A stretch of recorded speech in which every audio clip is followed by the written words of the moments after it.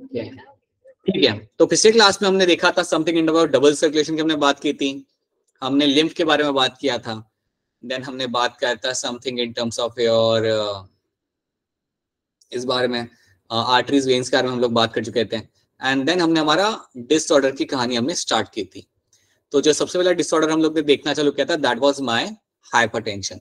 सो hypertension को हम यहाँ पे देख रहे थे, समझ रहे थे, तो उसको आज हम समझेंगे, देखेंगे, and we try to add some more disorder, उनको भी हम आज यहाँ पे समझेंगे।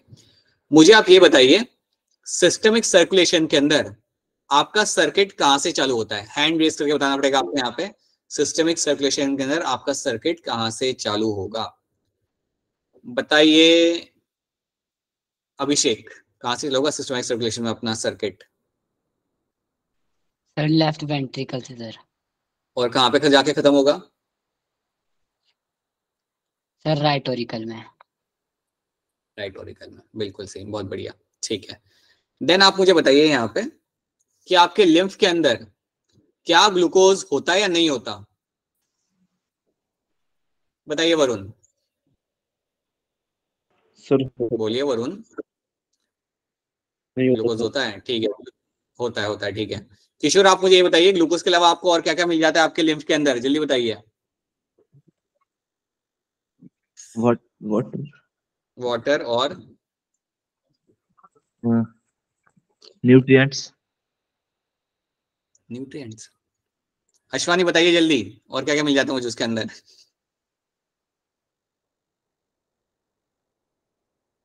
अरे व्हाट इज हैपनिंग? पुनीत बताएंगे आप क्या क्या मिल जाएगा मुझे लिम्फ के अंदर? वाटर, WBCs, मिनरल और स्मॉल प्रोटीन राइट, और glucose. Yes, this is something I will find in the lymph, बिल्कुल सही बात है, ठीक है। ये सब याद रखना, हमसे भी यहाँ पे बात करें उस बारे में, but I am hoping that कि ये सब आपको यहाँ पे याद रहेगा, ठीक है। तो चलिए एक काम करते हैं, फटाफट जंप करते हैं हमारे कहानी की तरफ, डिसऑर्डर वाली, पहले उसे हम खत्म करते हैं, एंड देन फिर हम हमारा रिवीजन एक बार फिर हम बाद में देख लेंगे। तो हम यहाँ पे आते हैं हमारी स्टोरी पे। स्टोरी हम पढ़ रहे थे यहाँ पे हमारे ब्लड प्रेशर के बारे में। When you have a high blood pressure, that is a matter of concern, उसको हम बोलते हैं यहाँ पे एज हाइपरटेंशन। तो यही चीज हमने पिछले क्लास में हमारे यहाँ पे देखी थी, राइट। सो आपका normal systolic pressure, diastolic pressure आपके यहाँ पे 120/80 होता है।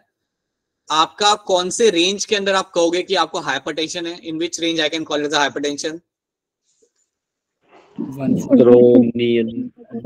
140/90 एंड अबव अगर आपका यहाँ पे रेंज रहता है, then that can be called as my hypertension। अब एक चीज याद रखना, क्रॉनिक हाई ब्लड प्रेशर को ही आप हाइपरटेंशन बोलोगे।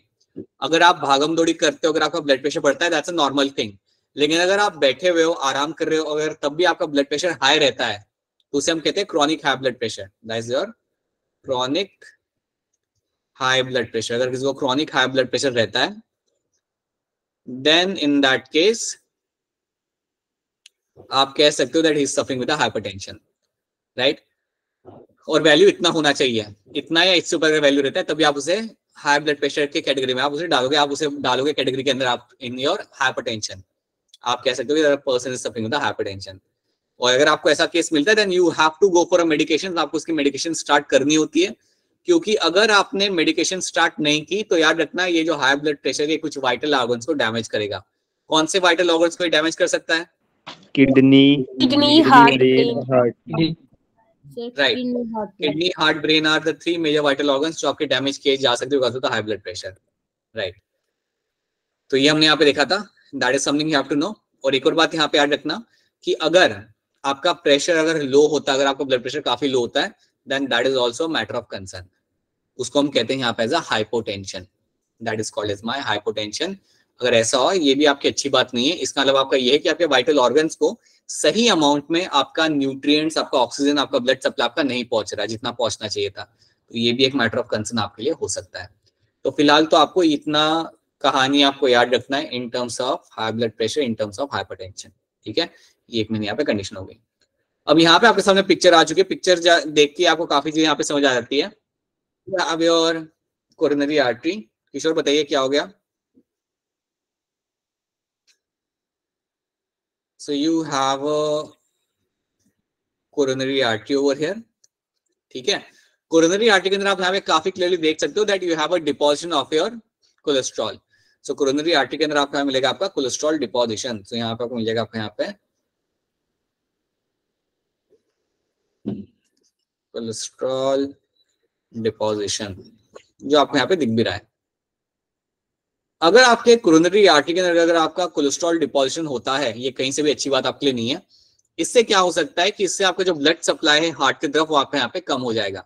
सो if you have a coronary artery और अगर आप यहाँ पे कोलेस्ट्रॉल डिपॉजिट अगर आपके यहाँ पे हो रहा है, तो सिंपल सी बात है बेटा, आपका ब्लड सप्लाई यहाँ पे आपका रिड्यूस हो जाता है। So if you have a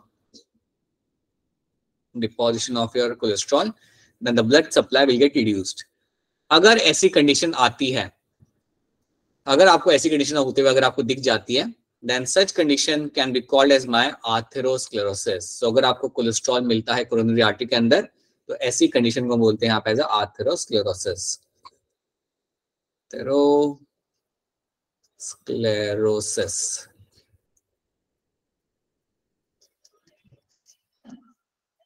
that is called as my atherosclerosis। so atherosclerosis का मतलब यहाँ पे आएगा ना, इस कंडीशन में हो क्या रहा है बेसिकली, आप यहाँ पे आपकी जो कोरोनरी आर्टरी थी वहां पे कोलेस्ट्रॉल यहाँ पे डिपॉजिट हो चुका है और उसके जैसे आपका ब्लड सप्लाई आपके हार्ट के आपके यहाँ पे हो नहीं पा रहा, and that condition is called as atherosclerosis. अगर ऐसी कंडीशन अगर आपको दिखती है, देन श्योरली आपके हार्ट को सही अमाउंट में ऑक्सीजन और न्यूट्रिएंट्स नहीं मिलेंगे। अगर ऐसा होता है देन फ्यूचर में हार्ट अटैक होने के चांसेस बनते हैं। श्योरली हो सकता है कि फ्यूचर में मेरा हार्ट के टिश्यूज डैमेज होंगे। अगर हार्ट के टिश्यू मेरे डैमेज होते हैं, अगर मेरे कार्डियक मसल डैमेज होते हैं, then that will lead to a heart attack. तो ये बात आपको यहाँ पे क्लियर कट याद रखनी है। So this should be very very very clear to you that you can find this happening inside your heart. So याद रखना, अगर कोरोनरी आर्टरी के अंदर ये सब ब्लॉकेज होता है ना, तो उसको हम इवन शॉर्ट में इवन कहते हैं as a CAD, coronary artery disease. CAD stand for my coronary artery disease. So atherosclerosis is one of them. ये चीज हम ऑलरेडी पहले भी देख चुके हैं। So I hope it is very easy to understand all of you कि यहाँ पे आपका क्या हो रहा है, ठीक है। और अगर ये होता है देन जनरली आपने सुना होगा पेशेंट्स को अगर ऐसा कुछ होता है then they have to undergo surgery.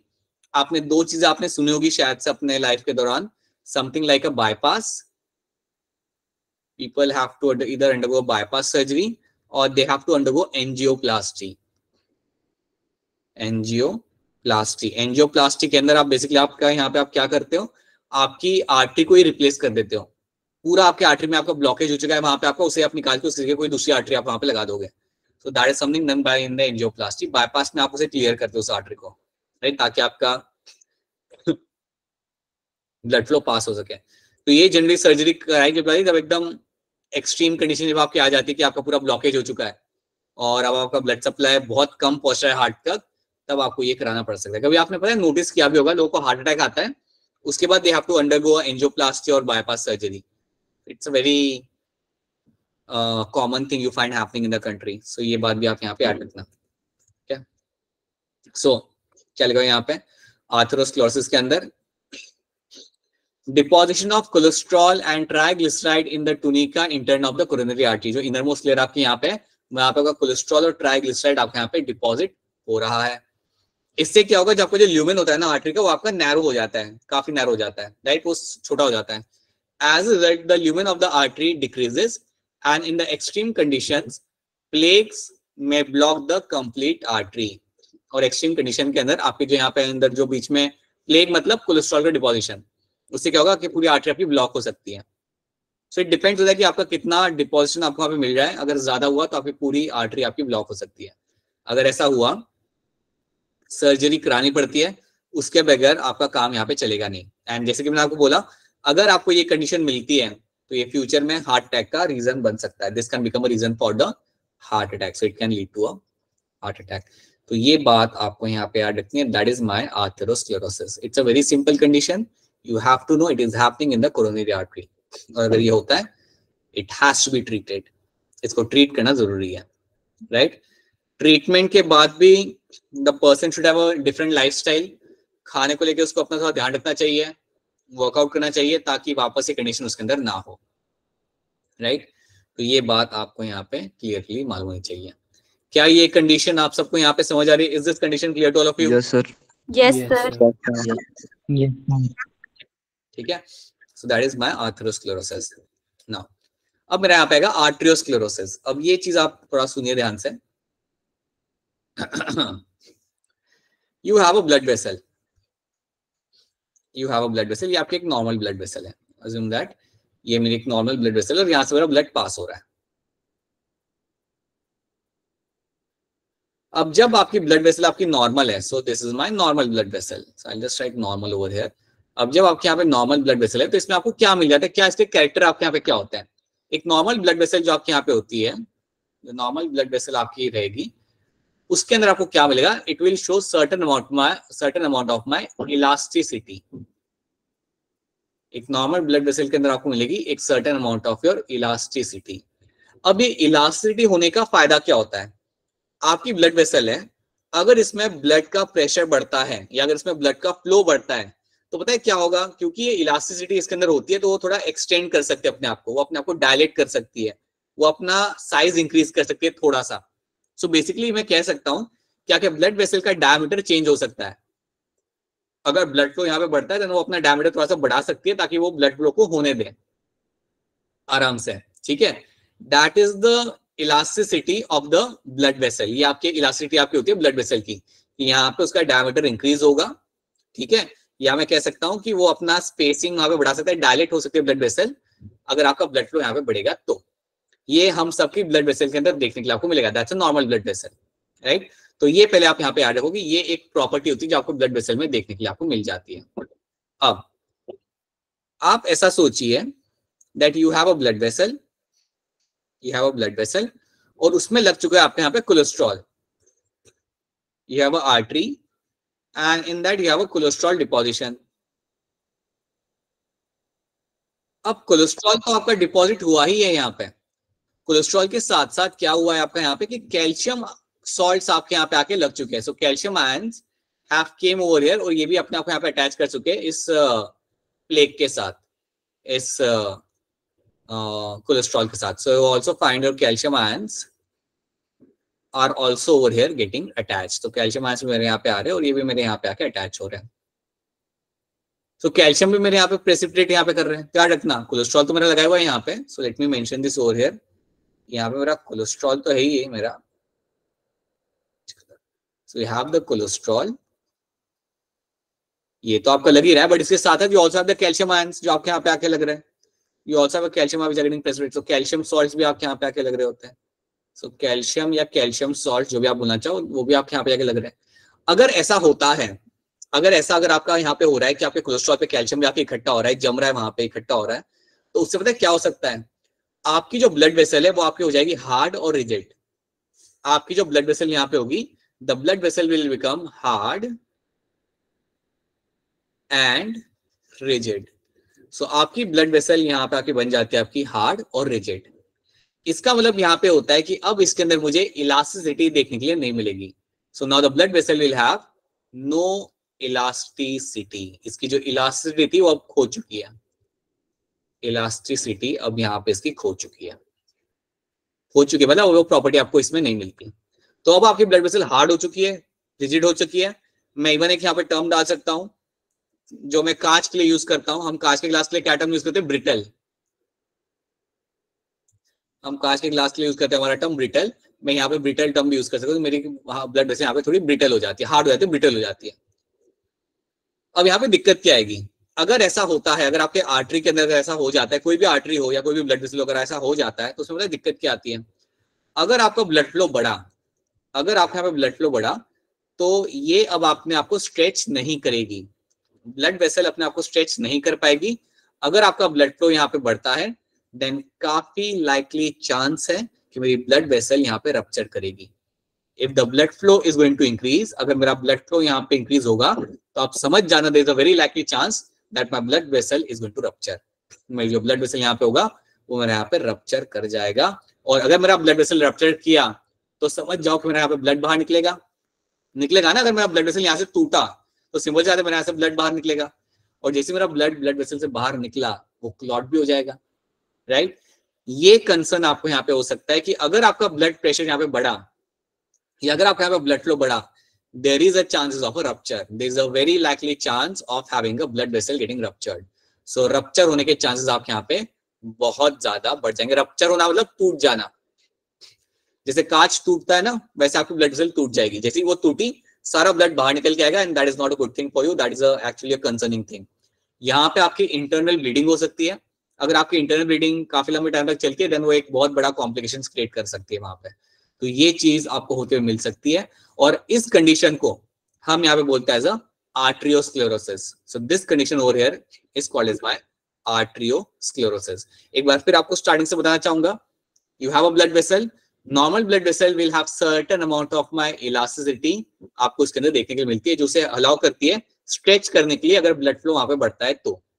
अब यहाँ पे आपकी जो ब्लड वेसल है, उसमें यू हैव अ कोलेस्ट्रॉल, उसमें you have a calcium ions, right. अगर यहाँ पे ब्लड फ्लो अगर आपके यहाँ पे बढ़ता है, तो प्रॉब्लम यहाँ पे क्या है कि आपकी ब्लड वेसल अब हो चुकी है आपके यहाँ पे हार्ड रिजिड. ठीक है. क्यों हुई है हार्ड और rigid? Because of cholesterol and calcium salt deposition. Cholesterol and calcium के डिपोजिशन की वजह से वो हार्ड और रिजिड आपके वहां पे हो जाती है, एंड टू एन एक्सटेंट वो ब्रिटल भी हो जाती है. तो अब मेरी blood vessel does not have elasticity, और अगर मेरा ब्लड फ्लो बढ़ा है यहाँ पे, देन बहुत लाइकली चांस है कि रप्चर हो सकता है. अगर रप्चर हुआ, ब्लड बाहर आएगा, अगर वेसल ब्रेक होगी तो, एंड वहां से फिर आपके कॉम्प्लिकेशन आपके सिर्फ बढ़ेंगे, कम नहीं होंगे. तो ये बात आपको यहाँ पे समझनी है. क्या ये वाली स्लाइड आपको यहाँ पे समझ आ रही है? Is this slide clear to all of you? Yes sir. Yes sir. नहीं आ रहा तो बता दो. अगर कोई पॉइंट समझ नहीं आ रहा तो पूछ. रिपीट करना. कौन सा वाला पार्ट रिपीट करना है? सेकंड वाले में ऐसा बता रहे हैं हम बेटा आपको यहाँ पे कि देखो, अगर आपके ब्लड वेसल में आप सोचो कि कोलेस्ट्रॉल लग गया, कोलेस्ट्रॉल के साथ आपका यहाँ पे कैल्शियम आपका लग गया. ठीक है. अगर कोलेस्ट्रॉल और कैल्शियम अगर लगता है ना ब्लड वेसल के वॉल के ऊपर, तो क्या होता है उससे ना उसकी प्रॉपर्टी जो होती है ना इलास्टिसिटी वाली, स्ट्रेच होने की, वो निकल जाती है. अब मेरी ब्लड वेसल यहाँ पे हो चुकी है मेरी हार्ड, रिजिड और ब्रिटल. ब्रिटल मतलब ये थोड़ी लाइक टूटने वाली कंडीशन में आ चुकी है. ब्रिटल तुम समझो जैसे कांच होता है, नीचे गिरा टूट गया, वैसे तुम्हारी हो जाएगी यहाँ पे ब्लड वेसल. अगर वैसा हो गया, उसका प्रॉब्लम क्या आएगी कि अगर तुम्हारा ब्लड फ्लो यहाँ पे बढ़ा, अगर तुम्हारा ब्लड फ्लो यहाँ पे अगर इंक्रीज होता है, जो कभी हो सकता है, तो आपकी ब्लड वेसल ब्रेक हो जाएगी, वो आपकी बीच में से टूट जाएगी. अगर ब्लड वेसल जहां से मेरी ब्रेक हुई वहां से फिर ब्लड निकलना चालू करेगा, and that is a major issue, major complication. तो ये बात आपको याद रखनी है कि हार्ड हो रही है मेरी ब्लड वेसल यहाँ पे हार्ड हो रही है because of cholesterol and calcium accumulation in the wall. तो ये चीज आपको यहाँ पे सीखनी है और ये चीज आपको यहाँ पे देखनी है. देखो यहाँ पे क्या लिखा हुआ है, hardening and a loss of elasticity of the arteries. Right. क्यों हो रहा है ये? Along with the cholesterol there is the precipitation of calcium salt. So cholesterol के साथ साथ यहाँ पे आपका कैल्शियम का एक्यूमुलेशन यहाँ पे हो रहा है वॉल के अंदर, और इसके वजह से आपकी क्या होता है, this calcification makes the artery stiff and rigid. इसकी वजह से आपकी आर्टरी यहाँ पे स्टिफ, हार्ड या रिजिड आपके यहाँ पे हो जाती है. This will lead to a hardening of the artery and this arteries can rupture. कभी भी मेरी आर्टरीज यहाँ पे रप्चर कर सकती है. अगर ऐसा होता है, that's not a good thing. कहीं से भी अच्छी बात नहीं है, इससे आपको सिर्फ इश्यूज आएंगे, कोई आपको यहाँ पे अच्छी बात यहाँ पे लेने वाली. सो ये चीज भी आपके यहाँ पे हो सकती है. तो again that is something called as my arteriosclerosis. तो ये बात अब आपको यहाँ पे याद रखनी है. क्या अब ये चीज आप सबको यहाँ पे क्लियर है? Now is this thing clear to all of you? Yes sir. ठीक है. क्या बता हिम्मत सिंह, बताइए क्या कह रहे हो आप? सर फोर्थ लाइन एक्सप्लेन करना. 1 2 3 4 फोर्थ लाइन यहाँ का मतलब यहाँ पे होता है this lead to hardening of arteries. ये सब जो आपके यहाँ पे हो रहा है ना, इससे करें आपकी आर्टरीज जो आपके यहाँ पे हार्ड हो गई है. हार्ड होना मतलब वो कभी भी ब्रेक हुई तो ब्लड आपके यहाँ पे बाहर निकल के आ जाएगा. राइट. हार्ड आर्टरीज कभी भी आपकी ब्रेक हो सकती है. आर्टरीज जो नॉर्मल होती है, they should have certain amount of my flexibility और what I can call it as a elasticity आपकी होनी चाहिए. वो आपको यहाँ पे मिल नहीं रही. सो हार्ड हो गई आपकी arteries, there are chances that they can break. That is my arteriosclerosis. ठीक है. एक बार फिर आप सबसे पूछ रहा हूँ, क्या ये वाला टर्म आप सबको यहाँ पे क्लियर है? Yes sir. Yes sir.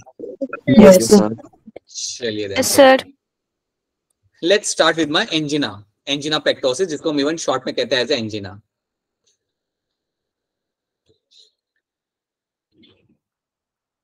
चलिए इसको हम समझते हैं. अब जब हम बात करते हैं एंजिना की,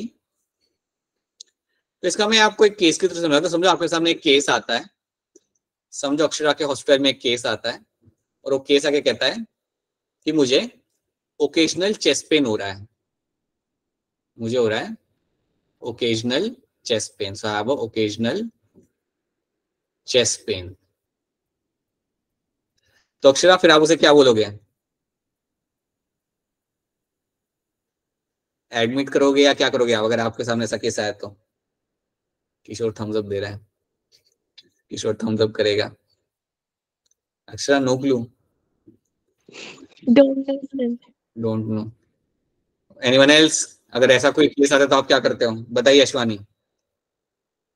सर उसको एडमिट करना चाहिए।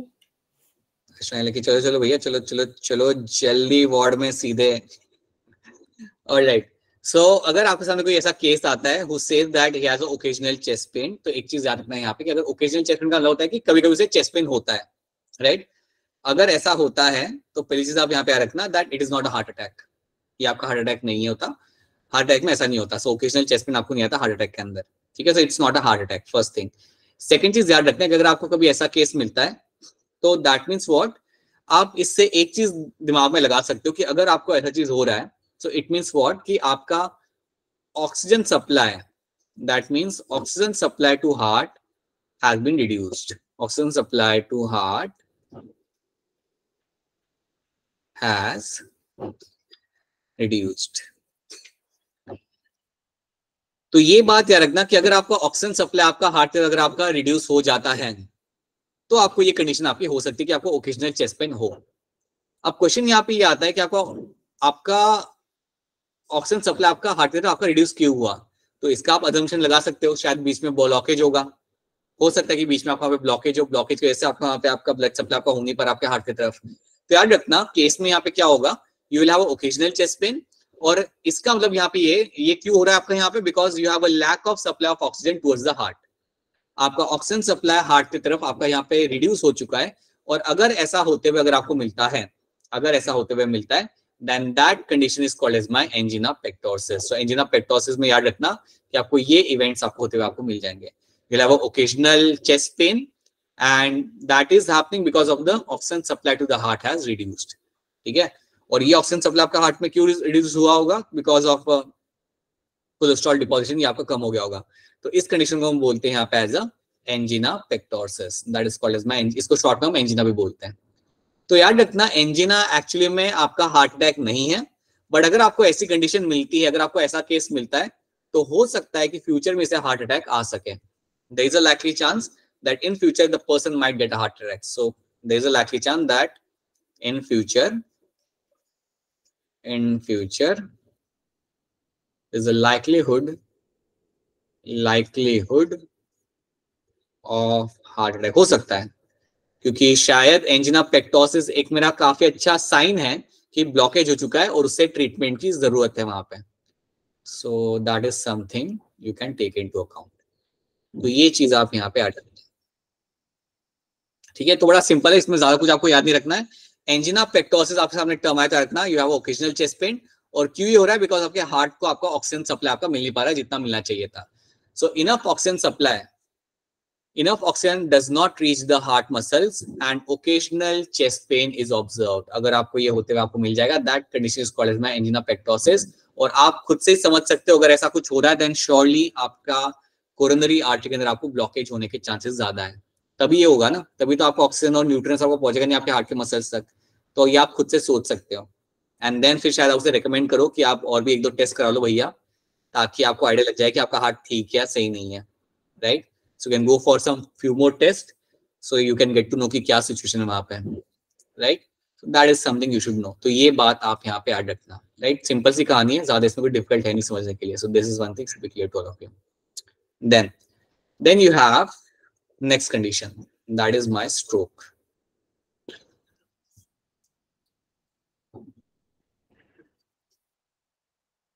That condition, next condition over is called as my stroke. अब देखो यहाँ पे होता क्या है, assume that you have a blood vessel,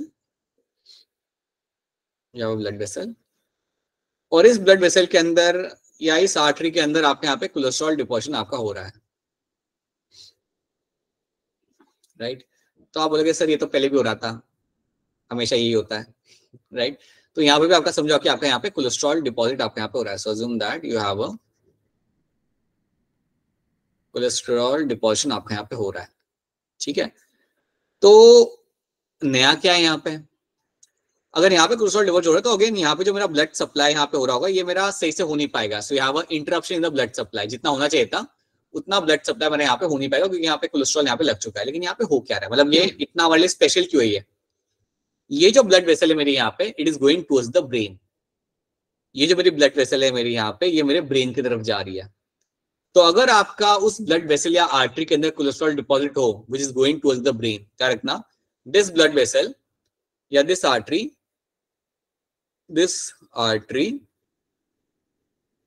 is going towards brain। अगर आपको ये कंडीशन मिल जाती है, अगर आपको ये कंडीशन मिल जाती है कि ये आर्टरी जो ब्रेन की तरफ जा रही है उसके अंदर आपका कोलेस्ट्रॉल डिपॉजिट आपके यहाँ पे हो चुका है, तो आपका ब्लड सप्लाई ब्रेन की तरफ आपके यहाँ पे कॉम्प्रोमाइज हो जाएगा। ब्लड सप्लाई जितना ब्रेन में होना चाहिए था उतना आपका हो नहीं पाएगा। अब यहाँ पे क्या होता है, अगर ये कंडीशन होती है तो एक चीज रखते हैं यहाँ पे that certain neurons or certain part of the brain will get damaged. Certain part of the brain can get damaged. Certain part of brain can get damaged. अब ये डैमेज क्यों हुआ आपका यहाँ पे, because there was a lack of supply of blood towards the brain. Because there was a lack of blood supply, there was a lack of blood supply towards brain, towards brain। अब एक बात आप यहाँ पे याद रखिएगा सब लोग, अगर आपके ब्रेन के कौन से हिस्से में ब्लड सप्लाई कम है ना वो पार्ट आपका डैमेज होगा। ऐसा नहीं कि पूरे ब्रेन को डैमेज होगा, certain part of brain will gate damage. अब इसमें होता क्या है, एक पर्सन को स्ट्रोक का अटैक आता है, एक इंडिविजुअल को अगर ऐसा हो, अगर आपका कोलेस्ट्रॉल डिपॉजिट अगर हो रहा हो वहां पे और अगर आपका ब्लड सप्लाई ब्रेन तक ना हो पाए जितना होना चाहिए था, then a person can get a stroke का अटैक। अब जब स्ट्रोक का अटैक किसी को होता है ना तो what will happen, the person will collapse, मतलब ऑब्वियसली वो अनकॉन्शियस वहां पे हो जाता है और वो गिर जाता है नीचे, राइट। अब आप जानते हो कि अगर किसी को स्ट्रोक का अटैक आया है तो you know that it has happened because blood supply brain की तरफ हो नहीं पाया जितना होना चाहिए था, तो ऑक्सीजन ब्रेन को नहीं मिला, न्यूट्रिएंट्स नहीं मिले, and because of that certain part of brain gets damage. So जब स्ट्रोक का अटैक आता है ध्यान रखना, a certain part of the brain will get damaged over here. अब जैसी ये चीज होती है तो पता है इसके बाद क्या होता है, जब पर्सन वो कॉन्शियस होता है ना तो आपको पता चलता है कि उसका सर्टेन बॉडी पार्ट काम नहीं कर रहा। आपने कई बार ये सुना होगा या देखा होगा या सुना ही होगा मेनली कि कुछ लोगों के अंदर लेफ्ट हाथ लेफ्ट आर्म काम नहीं करता, पैरालिटिक अटैक उन्हें आता है तो अगर उन्हें पैरालिसिस हो जाता है तो लेफ्ट आर्म लेफ्ट पैर काम नहीं कर रहा होता, या फेस का एक हिस्सा उनका काम नहीं कर रहा होता, या मूवमेंट शो नहीं कर पाता, राइट। तो जब किसी को स्ट्रोक का अटैक आता है, सो पैरालिसिस एक बहुत कॉमन चीज है जो आपको होते हुए वहां पे मिल जाती है कि पैरों से नीचे वाला पार्ट काम नहीं कर रहा, एक पूरा साइड आपका काम नहीं कर रहा, right. So paralytic condition is quite common when we have someone gets a stroke attack. So paralytic या paralytic condition might occur in the cases of a stroke. तो ये बात आप यहाँ पे याद रखना, ये आपको होते हुए वहां पे मिल जाता है। You can find that happening in the patient, okay, कि स्ट्रोक का अटैक आया, सर्टेन पार्ट ऑफ जो पार्ट आपका ब्रेन का डैमेज होता है ना वही पार्ट फिर आपका काम नहीं कर पाता बॉडी के अंदर उस हिसाब से, right. And that is when you will have this issue of paralysis का यहाँ पे आपको इशू आ सकता है जो बहुत कॉमनली देखने मिलता है स्ट्रोक के अटैक के अंदर। अब ऐसा होता क्यों है, आप जानते हो यहाँ पे क्यों हो रहा है, कोलेस्ट्रॉल यहाँ पे लग रहा है। ये कोलेस्ट्रॉल आपका आ रहा है, आपका अल्कोहल कंजम्पशन आपका हो गया, आपका डाइट हो गया, आपका लाइफस्टाइल किस टाइप का है उस सब के हिसाब का कोलेस्ट्रॉल अगर आपका बढ़ रहा है and it is there in the sum of the important artery जो ब्रेन तक जा रही है, then that can lead to stroke. So again stroke is a life threatening condition, ये कई बार फेटल भी हो सकता है, राइट। अगर कोई मेजर पार्ट आपका ब्रेन का गया then it can lead to a death as well. So again याद रखना यहाँ पे आपका कोलेस्ट्रॉल ही आपका इकट्ठा हो रहा है but in those arteries which are going towards the brain, और इसके जैसे you will find person get attack of a stroke. तो ये बात आपको यहाँ पे समझनी है। क्या ये वाली कहानी आपको यहाँ पे समझ आ रही है, स्लाइड वाली? Yes sir. ठीक है, Yes, sir. बाकी लड़कियों को समझ आ रहा है? ठीक है, ऑलराइट। तो this is what you find happening over, ये चीज आपको यहाँ पे होते हुए मिल सकती है, right. Now let's read over here. A stroke occurs when a blood supply to a part of brain is interrupted. एक blood supply to a part of brain is interrupted or reduced, preventing the brain tissue from getting oxygen or nutrient. तो तब stroke का attack आपको यहाँ पे आ सकता है। और जैसे आया then generally देखा गया that you will find some irreversible consequences कई बार देखने के लिए मिलता है, ठीक है। irreversible मतलब कि वो डैमेज हो गया, वो उसे आप रिपेयर नहीं कर सकते हैं।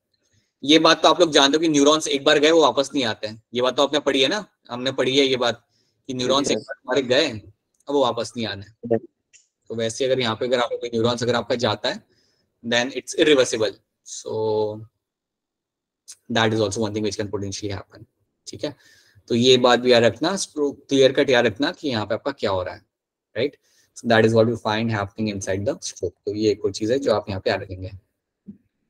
तो यहाँ पे आप देख सकते हो, मैं काफी छोटी पिक्चर है, ज्यादा देख नहीं पाओगे, बट यहाँ पे आपकी एक आर्टरी है, उसके अंदर आपके यहाँ पे कोलेस्ट्रॉल डिपोजिशन आपके यहाँ पे हो चुका है। It's just a matter of time, अगर कोई ट्रीटमेंट नहीं ली जाती, आपको ऐसा पता नहीं चलता ना आपको कि आपका कितना डिपॉजिट हुआ है कितना नहीं हुआ है, तो आपको सिम्टम भी नहीं दिखता है।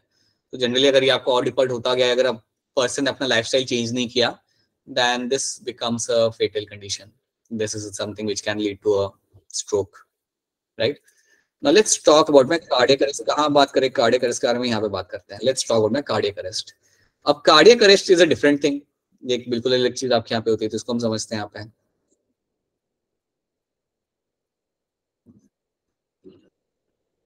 right? Let's talk about cardiac arrest। Example लेता हूँ, एग्जाम्पल को सुनोगे तो समझ में थोड़ी आसानी होगी। अज्यूम करो कि एक पर्सन है, एक लड़का है, एक आदमी है जो लाइन में खड़ा है टिकट लेने के लिए मूवी की, ठीक है, मूवी की टिकट लेने के लिए वो लाइन में खड़ा है वहां पे। अब जब वो लाइन में खड़ा है वहां पे, वो पर्सन वहां पे, तो उसका नॉर्मल हार्ट बीट आपका कितना रहेगा? What is the normal heart beat of a person? 72 per minute। 72 minutes per minute। बिल्कुल से नॉर्मल हार्ट बीट आपके यहाँ पे रहेगा अराउंड 72 बीट्स पर मिनट आपके यहाँ पे हार्ट बीट आपका उस पेशेंट का वहां पे रहेगा, राइट। अब होता क्या है कार्डियक अरेस्ट के अंदर, that suddenly you will find there is a rise in the heartbeat। Suddenly आपके यहाँ पे क्या होता है, there is going to be a rise in the heartbeat। Suddenly there is going to be a rise in heartbeat। जैसी आपकी heartbeat यहाँ पे इंक्रीज की जाती है, so heartbeat can go as high as 140 beats per minute। Suddenly out of nowhere आपकी heartbeat suddenly ऊपर जाती है and then goes to around 140 beats per minute। होता क्या है ना आपके, there is going to be a rapid ventricular contraction। So basically वहां पे क्या हो रहा है, there is going to be a rapid ventricular contraction। There is going to be a rapid ventricular contraction।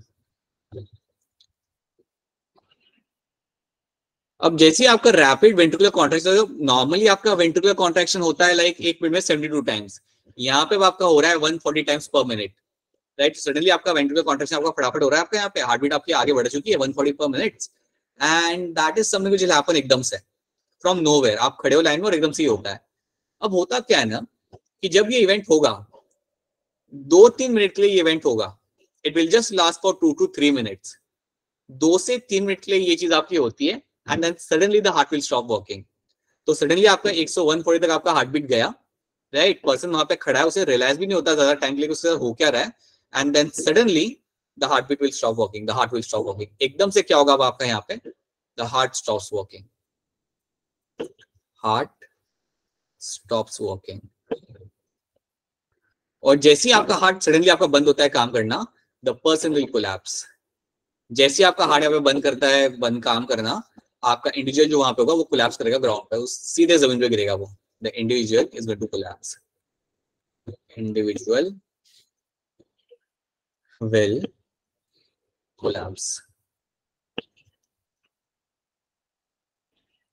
अब जैसे ही आपका इंडिविजुअल आप यहाँ पे कोलैप्स करता है, राइट, उसके बाद उसे रिवाइव करना is difficult. Now please understand one thing, जब किसी को हार्ट अटैक आता है ना, हार्ट अटैक आते हुए आप उसके सिम्टम्स आप देख सकते हो, यू हैव सम इंडिकेटर्स जो आपको वहां पे दिख जाते हैं कि बैक पेन हो रहा है, सांस लेने में तकलीफ हो रही है, पसीना छूट रहा है, राइट, ये आपके जनरल लाइक प्री कंडीशंस होती है हार्ट अटैक की। अगर किसी को हार्ट अटैक आ रहा हो ना तो ये सब चीजें आपको देखने के लिए मिलती है। तो अगर कोई एक डॉक्टर है या कोई एक वेल फिजिशियन या कोई भी अगर एक मेडिकल फील्ड से ताल्लुक रखने वाला कोई लड़का है लड़की है तो वो देख सकते हैं कि इसको अगर हार्ट अटैक आ रहा हो तो, and they can take the person to the hospital, right. इसमें टाइम नहीं मिलता, कार्डियक अरेस्ट में आपको टाइम नहीं मिलता। The thing will get wrap up in like 2 to 4 minutes के अंदर सब कुछ रैप अप हो जाता है। सो 2 से 3 मिनट के लिए आपका हार्ट बीट सडनली शूट करेगा, you don't even realise, and suddenly the heart will stop working and the person will collapse, and that is what happens in cardiac arrest. और ये ज्यादा आपके लिए लीथल होता है compare to the heart attack. बताइए वरुण, क्या सवाल है आपका? सर अगर उसी टाइम उस आदमी को सर सीपीआर दे तो सर उससे आ सकता है? सीपीआर दिया जाता है इसके अंदर, बट मैं कह रहा हूँ ना इसमें रिवाइव हो सकता है पर्सन, लेकिन थोड़ा मुश्किल होता है, कंपैरेटिवली मुश्किल होता है, हार्ट अटैक से ज्यादा मुश्किल होता है ये, राइट। इसमें आपको मार्जिन बहुत कम मिलता है, वैसा है। You can give the CPR, you can use your defibrillators भी आप यहाँ पे यूज कर सकते हो, but again as I have told you ये थोड़ा ज्यादा सीवियर होता है compare to your heart attack. Heart attack में you get a window of doing something, क्या आप वहां पे कर सकते हो, you can rush to the hospital, you can give the CPR, you can do, मतलब थोड़ा उसमें टाइम मिलता है, इसमें टाइम नहीं मिलता। And the thing is, interesting बात ये है यहाँ पे कि क्लैरिटी नहीं है कि ऐसा होता क्यों है। People who don't have any history of heart condition उनको भी ये हो सकता है, पीपल जिनको हार्ट कंडीशन की हिस्ट्री उनको भी ये हो सकता है, राइट। पीपल क्या क्या कह रहा है अभिषेक, वापस बोलना। सर रिपीट करना सर, क्लास कट गई थी सर। अरे क्लास कट गई थी, क्लास कट, कौन है जो इसे एक्सप्लेन करेगा मेरे लिए, कौन करेगा इसे explain? Explain right from the beginning.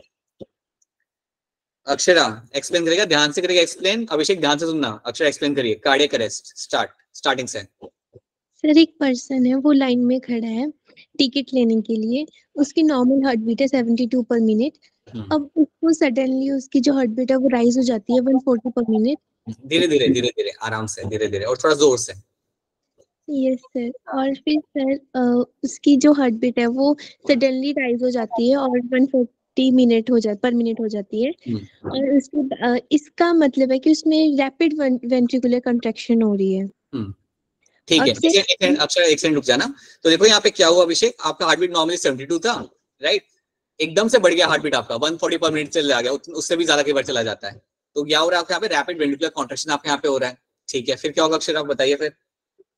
Sir ये मोमेंट 2 से 3 मिनट्स तक होगा, उसके बाद जो हार्ट है वो अपनी वर्किंग करना स्टॉप कर देगा और इंडिविजुअल कोलैप्स हो जाएगा। राइट, सो सडनली आपका हार्ट काम करना बंद कर देगा and the person will come down on a floor, right. That is my cardiac arrest. And as I've told you, you don't have a clarity कि ऐसा होता क्यों है. You told and don't have a very clear cut idea कि ऐसा क्यों होता है किसी पर्सन के अंदर, ठीक है। कि सडनली क्या हो रहा है कि आपका इम्पल्स इतना फटाफट आ रहा है कि you have a beats going around 140-150 beats per minute and then suddenly the person is collapsing. So मैंने जैसे कि आपको बोला कि हिस्ट्री हो अगर आपके हार्ड डिस्क का, उसको ना भी हो ना अगर हिस्ट्री कोई हार्ड डिस्क का, तब भी उसके अंदर आपको देखने के लिए आपको मिल सकता है। So this is your cardiac arrest and it is much more severe than the heart attack अगर देखा जाए तो, ठीक है। So let me show you यहाँ पे। So cardiac arrest is a, अब देखो यहाँ पे क्या लिखा हुआ है, cardiac arrest is a abrupt loss of the heart function। आपका heart function suddenly आपके यहाँ पे जा चुका है in a person who may or may not have been diagnosed with the heart disease। किसी का heart disease हो या ना हो, suddenly क्या हुआ आपका, you have lost the function of the heart। That is a cardiac arrest। Revive करने का यहाँ पे टाइम का बहुत कम मिलता है आपको, okay. So again normal person खड़ा था आपका एंड फॉल्स डाउन। उसको बचा भी सकते हैं? बचा सकते हो, मैं कह रहा हूँ ना, बचा सकते हो, बट अगर मैं कंपेयर करता हूँ कार्डियक अरेस्ट और हार्ट अटैक को, तो इसमें मोर्टेलिटी के चांसेस ज्यादा होते हैं। समझ रहे हो मैं क्या कह रहा हूँ? ओ वरुण, है ना? थोड़ा इसमें ज्यादा लाइक्लीहुड होता है the person will skip to heaven, इसमें ज्यादा चांस होता है compare to that, right. So it's बचा तो इसमें भी सकते, but again how far you are from medical attention, number of things matter. Sir पता है काफी बार आपने टीवी भी देखा होगा, लोग खड़े खड़े या बैठे बैठे से कार्डियक अरेस्ट आता है और लोग बेहोश हो जाते, गिर जाते हैं, देखा होगा शायद अपने टीवी कई बार आता है। So it's a very fatal thing which happens. तो बताओ अभिषेक क्या कर रहे हो, बोलो बोलो अभिषेक बोलो, क्या कर रहे थे? अरे अभिषेक, अभिषेक नॉट इन द क्लास, अभिषेक चला गया।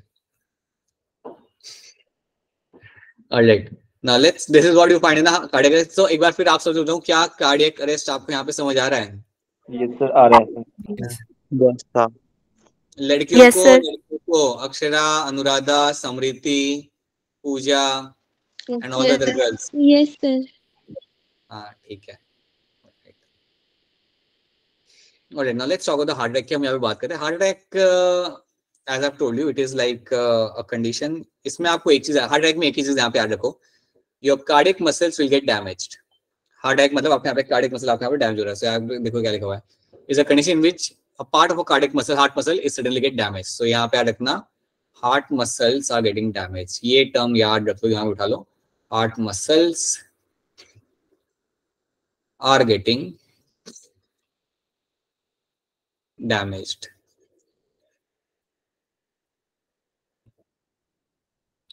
अब क्वेश्चन यहाँ पे आता है कि मेरे हार्ट मसल डैमेज क्यों हो रहे हैं? तो वो हो इसलिए रहे हैं क्योंकि आपके हार्ट तक न्यूट्रिएंट्स और ऑक्सीजन सप्लाई आपका पहुंच नहीं रहा। So it is a condition in which the heart muscles are suddenly damaged by an inadequate blood supply. Inadequate blood supply मतलब जितना ब्लड पहुंचना चाहिए था उतना ब्लड आपके यहाँ पे पहुंच नहीं रहा, उसकी वजह से आपके हार्ट मसल्स आपके यहाँ पे डैमेज हो चुके हैं। अगर ऐसा होता है तो this condition is called as myocardial infarction. इसे हम बोलते हैं as a myocardial infarction. So that is a medical term for my heart attack. तो कई बार हार्ट अटैक आपको एमसीक्यू में नहीं आएगा, you will get a myocardial infarction, आपके सामने ये टर्म आएगा तो इसको याद रख लेना, ये term means your heart attack. तो मैसोफॉय में ये आ गया ना, तो ये मत बोलना कि अरे ये तो हमें पढ़ाया ही नहीं था, हमें तो हार्ट अटैक पढ़ाया था, ये सब मत करना, this is a heart attack only, right. So याद रखना, हार्ट अटैक में बेसिकली आपके यहाँ पे क्या हो रहा है कि आपके हार्ट मसल डैमेज हो रहे हैं। क्यों डैमेज हो रहे हैं बेसिकली आपके यहाँ पे? Because of the lack of blood supply to the heart. क्यों हो रहा है लैक ऑफ ब्लड सप्लाई, वो आप जानते हो। कोरोनरी आर्टरी में आपने अपना pizza, Amritsari kulcha with that butter, वो सब खा खा के तुमने यहाँ पे डिपॉजिट कर लिया है, and now there is no blood supply to the heart, right, that will lead to a damage to a heart muscle. और एक और बात याद रखना, अगर किसी को हार्ट अटैक आता है ना, तो बेसिकली आपके हार्ट मसल्स डैमेज हो चुके हैं। तो हार्ट के या कार्डियक मसल जो होते हैं ना, उनके साथ भी वैसा ही होता है, अगर एक बार वो गए तो गए उनको आप रिप्लेस नहीं कर सकते हैं। सो अगर आपके 15 कार्डियक मसल्स थे तो डैमेज हो चुके हैं अच्छे से, तो उनसे आप वो रिवाइव, उन्हें आप वापस कर नहीं सकते, उन्हें कोई रिप्लेस नहीं कर सकता। तो एक बार अगर किसी को हार्ट अटैक आया, कार्डियक मसल्स गए, तो उसका हार्ट उतना स्ट्रॉन्ग अब नहीं है जितना पहले था, right. So there is a more likely chance that he might get another heart attack in future. पता है, आपने नोटिस किया होगा, लोगों को एक आता है, उसके कुछ महीनों के बाद उसे एक और हार्ट अटैक आता है। देखा है आपने ये चीज होते हुए, कभी सुना है कभी होते हुए? देखा भी है, right. Yes, sir. So you can find that happening. People can get multiple heart attacks. याद रखना, हार्ट का भी वैसा ही होता है कि उसके हार्ट मसल्स गए तो गए, उन्हें आप रिवाइव नहीं कर सकते, उन्हें आप रिप्लेस नहीं कर सकते। So that is also one thing you should know, right? तो इतनी बात याद रखना, एमसीक्यू के लिए तो आपको इतना इनफ रहता है कि heart muscles are getting damage and you should know why they are getting damage, because of lack of blood supply towards the heart. तो ये एक कहानी आपको यहाँ पे याद रखनी है, right. Now so that is something we have done. तो ये सारे आपके डिसऑर्डर है जो हमने यहाँ पे किए हैं। सो ये सारे डिसऑर्डर आपको याद है। अब मैं आपसे एक सवाल पूछूंगा, आप उसका आंसर दीजिएगा, मुझे सोच के आंसर दीजिएगा। अगर आपको एक पेशेंट मिलता है बाथरूम में गिरा हुआ, आप उसे हॉस्पिटल, एक केस है जो बाथरूम में एक आदमी गिरा हुआ था, उसको हॉस्पिटल में लेके आए, आप वहां पे डॉक्टर हैं, और वो आदमी जब कॉन्शियस होता है तो उसे रियलाइज होता है कि उसके नीचे के 2 पैर काम नहीं कर रहे हैं। तो आप बताइए उसको क्या हुआ होगा? हैंड रेस करके बताना है, हैंड रेस करके, हैंड रेस करके बताएंगे आप लोग। 2 लोगों ने हैंड रेस कर दिया, वो 4 लोगों ने कर दिया। ओहो क्या बात है, गणेश बताइए क्या हुआ उस पेशेंट को? स्ट्रोक का अटैक आया है। स्ट्रोक का अटैक आया। उस स्ट्रोक अटैक में क्या होता है गणेश? उसमें क्या बोलते हैं, जो ब्लड वेसल होती है वो ब्रेन के पार्ट में जा रही होती है ना, उसमें कोलेस्ट्रॉल इकट्ठा हो जाता है, फिर अब ब्लड की सप्लाई थोड़ी हो जाती है, मतलब कम हो जाती है, राइट। और उसके वजह से स्ट्रोक का अटैक आ चुका है। और उससे क्या होता है फिर? स्ट्रोक का अटैक आने से क्या होता है? फिर जो आवाज कट गई, कोई बात नहीं गणेश, आपका आंसर काफी हद तक सही था। अंबिका आप बताइए क्या होता है स्ट्रोक के अटैक के अंदर? सर उसमें सर्टेन पार्ट ऑफ जो ब्रेन होता है वो डैमेज हो जाता है और फिर जिससे लैक ऑफ ब्लड सप्लाई जो होती है टुवर्ड ब्रेन तक जो होते हैं वो पहुंचनी नहीं होती है, और जो सर्टेन पार्ट ऑफ ब्रेन होगा ना उसे फंक्शनिंग जो होगी वो नहीं होगी। राइट, बहुत बढ़िया, सही है, ठीक है। ऑलराइट, ठीक है। अब मुझे आप बताइए कि अगर आपके सामने एक केस आता है जो कह रहा है कि मुझे ओकेजनल चेस्ट पेन हो रहा है, तो वो कौन सी डिजीज के बारे में लोग यहाँ पे बात कर रहे हैं, बताइए Ashwani. Sir coronary artery disease. Occasional chest pain होना, कभी कभी दर्द होना सीने में, what is that? Himmat Singh बताइए।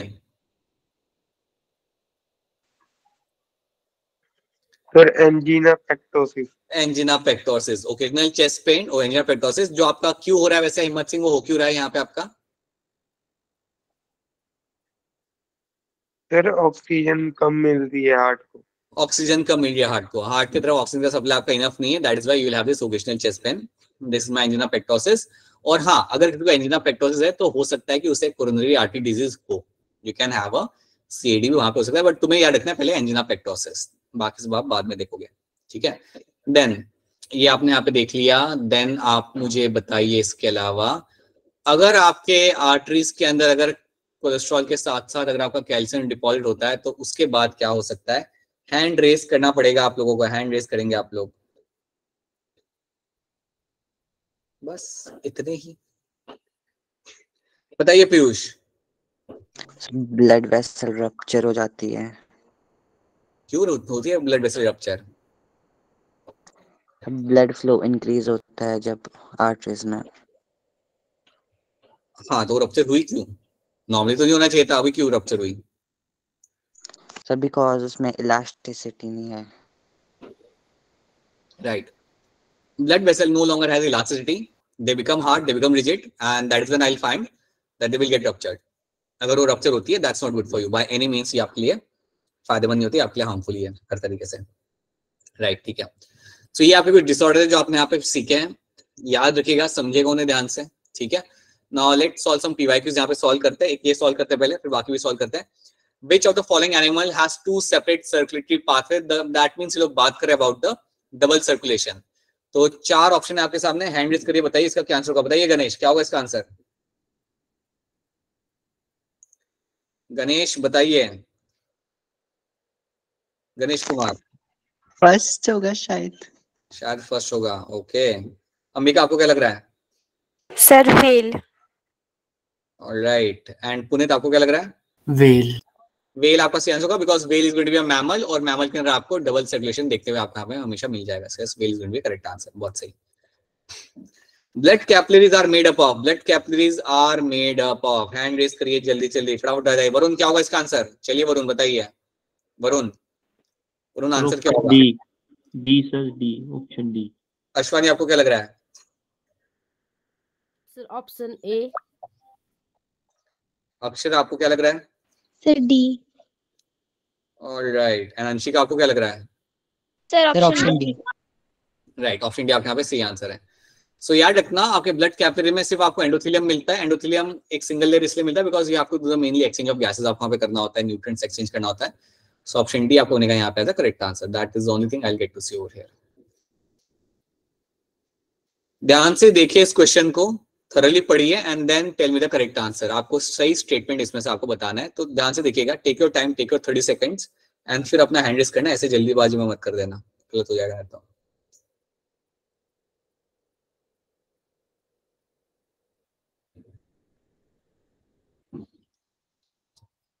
Okay,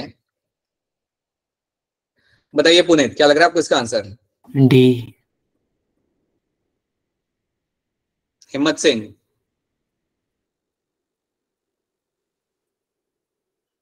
sir D. Anshika? Sir option D. Option D आप लोगों का यहाँ पे सही आंसर है। ये स्टेटमेंट आपके यहाँ पे सही है, 190/110 में harm the vital organ like brain and kidney, तो ये आपका आंसर यहाँ पे सही हो जाता है। 130/90 आपका हाई ब्लड प्रेशर नहीं है, वो 140/90 अगर होता तो भी आप गिनते उसे हाई ब्लड प्रेशर, बट ये नहीं होगा। सो इसके लिए हमें ट्रीटमेंट कराने की जरूरत नहीं है, so that's why it's a wrong statement. बाकी सारे भी आपके यहाँ पे रॉन्ग है, सिर्फ ऑप्शन डी मेरा बनेगा यहाँ पे correct answer. So option D over here becomes my correct answer. Alright, then adult human with the average health has systolic and diastolic pressure as. इसका आंसर आप ऐसे अनम्यूट करके बोल सकते हो, क्या होगा इसका आंसर? जल्दी बताइए सब लोग। Option A. A, option A. Option A. Option A आपको यहाँ पे एज आंसर, बिल्कुल सही, बिल्कुल सही। ध्यान से देखिएगा, take your time and then try to answer this. एक और नीट का क्वेश्चन है यहाँ पे, स्टेटमेंट वाला क्वेश्चन है। स्टेटमेंट्स को आराम से पढ़िए, take your time and then try to answer this. बताइए अंशिका, आपका हैंड रेज हो चुका है इतने जल्दी, बताइए क्या होगा इसका आंसर? बोलिए अंशिका, बताइए। Anshika, sir option B. Option कौन सा? B? D. D. Anshika, Anshika okay. Kishore, आपको क्या लग रहा है? Sir option B. बाकी लोग भी करिए बेटा, करिए, देख लीजिए ध्यान से, करिए सब लोग। सबको करना पड़ेगा बेटा, सबको करना पड़ेगा। बड़ा सिंपल क्वेश्चन। आकाश, आप भी बताओ क्या होगा इसका आंसर? आकाश, अभिनव, अर्पित, काजल, कृतिका, आप भी ट्राई करिए, हो जाएगा आपसे भी। सृजन, शशि, समृद्धि वर्मा, अनुराधा, बोलिए क्या होगा इसका आंसर? हिम्मत सिंह बताइए। Option D. अनुराधा कह रही है ऑप्शन डी। ए। हिम्मत सिंह कह रहे हैं यहाँ पे हमारा ऑप्शन है। वरुण, आपको क्या लग रहा है? हाँ, ऑप्शन ए होगा। उनको भी ऑप्शन ए यहाँ पे लग रहा है। अंबिका राणा, आपको क्या लग रहा है? हमको बी लग रहा है। और समृद्धि वर्मा, आपको? Sir D. ये कैसे आपने ऑप्शन डी कर दिया बेटा आप लोगों ने? Sir B, sir B, sir B. B अब कर दिया। ठीक है, चलिए देखते हैं आप लोग की अंडरस्टैंडिंग को। हम यहाँ पे थोड़ा समझते हैं आपने क्या करा हुआ इस क्वेश्चन के साथ, जो इतना सिंपल क्वेश्चन था। Arteries are thick walled and have a narrow lumen as compare to vein. ये बताओ ये सही या गलत है? सही है। सही है। स्टेटमेंट है, arteries are going to have a thick wall और उनका ल्यूमेन वहां पे नैरो होता है, बीच का जो स्पेस आपको होता है वो नैरो होता है। So that's going to be a true statement. ये मेरे यहाँ पे ट्रू स्टेटमेंट मेरे यहाँ पे हो जाएगा। Angina is a acute chest pain when the blood circulation to the brain is reduce. ये सही है गलत है? गलत है। बिल्कुल गलत है बेटा, ये स्टेटमेंट तो मेरा बिल्कुल गलत है। यहाँ पे ब्रेन की बात हो रही है। चेस्ट पेन तक बात ठीक थी, लेकिन यहाँ पे ब्रेन डाल दिया उन लोगों ने। यहाँ पे हार्ट लिखते तो सही होता, तो गलत हो गया। Then statement 3, person with the blood group A B can donate blood to any person with any blood group. अरे ये तो वैसे ही गलत है, ये तो ले सकता है ना बाकी लोगों से ब्लड, डोनेट थोड़ी कर सकता है ये तो रिसिपिएंट होता है ए बी वाला, है ना? So that is why statement 3 मेरा यहाँ पे false हो जाएगा। और फिर मेरे यहाँ पे statement 4 मेरे यहाँ पे क्या है? Calcium ion play important role in the blood clotting. ये बात आपकी सही है, तो इसलिए 1 and 4 आपका यहाँ पे करेक्ट आंसर। बाकी सब का आंसर यहाँ पे गलत है। बहुत गलत बात है बेटा, आपने बाकी सब गलत किया। सिंपल क्वेश्चन था ये, right? The chamber of human heart which has the thickest wall. आपका कौन सा चेंबर आपका होता है हार्ट का जिसके अंदर आपको काफी थिक वॉल आपको देखने के लिए आपको मिल जाएगी? हैंड रेस करिए इसका आंसर। अक्षरा बताइए क्या होगा इसका आंसर? डी। अभिनव क्या लग रहा है? D. Right, D is the correct answer. Left ventricle आपकी ज्यादा मस्कुलर होती है, इसमें आपको ज्यादा थिक वॉल आपको मिलती है, बिकॉज यहाँ से आपका ब्लड जाता है थ्रू आउट द बॉडी। तो लेफ्ट वेंट्रिकल आपके यहाँ पे ज्यादा मस्कुलर और ज्यादा थिक आपको देखने के लिए आपको यहाँ पे मिल जाएगा। बिल्कुल सही। नाउ आराम से इस क्वेश्चन को पढ़िए, खुद से पढ़िए and then raise your hand. Harshita नहीं है ना, Harshita Kanika is not there in the class में। ठीक है, बाकी लोग बेटा, बाकी लोग ध्यान से पढ़िए इस क्वेश्चन को। Take your time and then try to answer this.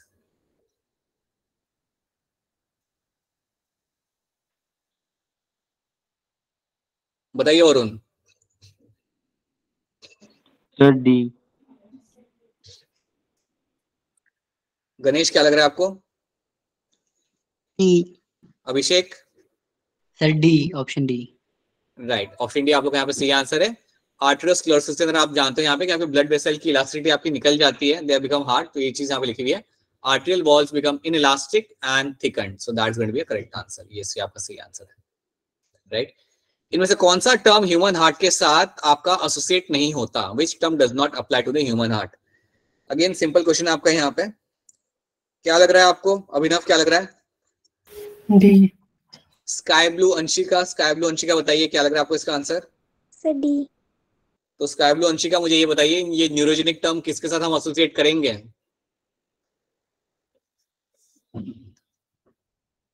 Human के साथ तो नहीं कर रहे हम लोग, किसी और के साथ कर सकते क्या इसे हम एसोसिएट? बताइए अश्वानी। सर ये ब्रेन के साथ होता है और मतलब कौन से एनिमल्स में मिलेगा मुझे neurogenic heart? Arthropods. Arthropods and annelids, बिल्कुल सही। आर्थ्रोपोड्स एंड एनालिट्स के अंदर आपको मिलेगा आपका न्यूरोजेनिक हार्ट, बिल्कुल सही। ऑप्शन डी आप लोग का आपका यहाँ पे आंसर सही है, right. Lymph is a modified blood that contains, lymph के अंदर आपको क्या मिलता है? ध्यान से देखिए क्वेश्चन को and then try to answer this. Read the question thoroughly and then try to answer this.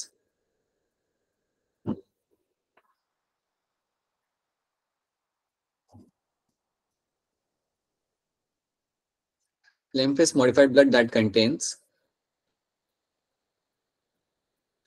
बताइए अश्वानी क्या होगा इसका answer? Sir option D. Varun क्या लग रहा है? Sir option D. ऑलराइट, एक और आंसर हम ले लेते हैं यहाँ पे। समृति वर्मा बताइए। डी आपका आंसर यहाँ पे सही है। आपके लिम्फ के अंदर आपको मिलता है आपका सब कुछ except RBC and certain protein, ठीक है।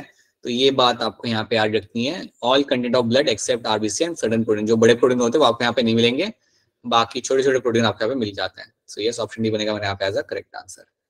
बहुत सही, राइट। तो बाकी दो तीन, अच्छा ये क्वेश्चन कर लेते हैं फिर हम रैप अप करते हैं। 105, ध्यान से देखिए इस क्वेश्चन को, अपना हैंड रेज करिए, क्वेश्चन समझिए यहाँ पे सब लोग, और सब लोग आंसर देंगे बेटा। बाकी लोग जो बैठे हुए वो लोग भी आंसर दे सकते हो। अर्पित, अनुराधा, हर्षिता, अरे हर्षिता है क्लास में। हर्षिता बताइए क्या होगा इसका आंसर? हर्षिता, काजल, हमें लगा हर्षिता आज एब्सेंट है। शशि, सृजन बताइए। हर्षिता इसलिए नहीं सर, आज तो नहीं बताना, आज दिल नहीं कर रहा। क्या बेटा आप लोग अपने चॉइस के हिसाब से करते हो आंसर। अम्बिका बताइए क्या होगा इसका answer? Sir B. Kishore Soni आपको क्या लग रहा है? Sir adrenaline. ऑलराइट, एक और आंसर हम यहाँ पे देख लेते हैं, शायद किसी का। बताइए Puneet. B. Right, so B over here becomes the correct answer, बिल्कुल सही। So adrenaline is the correct answer. ये आपका हार्ट रेट आपका यहाँ पे इंक्रीज कर सकता है, ठीक है। तो बाकी क्वेश्चन आप खुद से एक बार घर से करके लाइएगा, ये आपके होमवर्क हो गए। 4 क्वेश्चन आपको यहाँ पे होमवर्क मिल जाए, जो बहुत ही कम नंबर है, करेगा खुद से। तो यहाँ पे आपका चैप्टर खत्म होता है।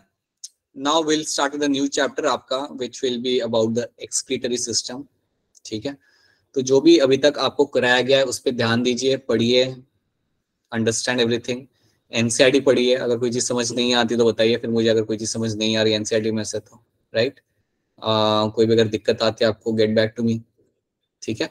यहाँ पे आपका ह्यूमन हार्ट सर्कुलेटरी सिस्टम वाला चैप्टर आपका यहाँ पे खत्म होता है, right. So will catch you again tomorrow at the same time with a new chapter. और जो भी आपको मैंने बुक शेयर की है उसमें से क्वेश्चन सॉल्व करना चालू करिए। जितने ज्यादा क्वेश्चन सॉल्व करेंगे